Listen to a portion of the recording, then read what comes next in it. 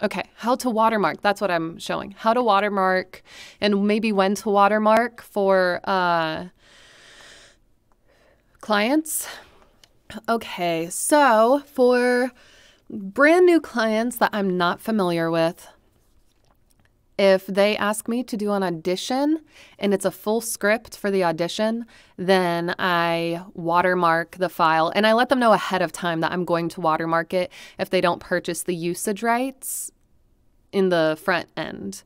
So then they can hear the delivery. They're probably auditioning multiple people, but then I still make sure that the work that I've done is protected and that people aren't just, whatever. But then after the first time that they pay me and we kind of establish that relationship, then I'm fine not watermarking. Anyways, so this is how I watermark. What I did was at some point in time, what did I do? I went to YouTube and what did I do? Mobile phone sound. And this is what I did. I already have mine downloaded, but it was something like this.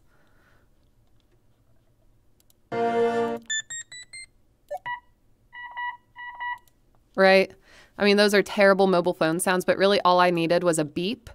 And that is what I use for my watermark. And I try to make it as unintrusive to the delivery as possible. So let's see.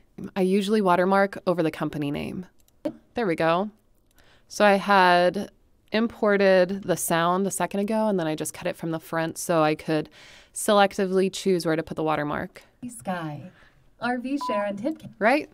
Nice and small. And I had already saved the file ahead of time without the watermark in case that's the final cut that they like and then I don't have to record again.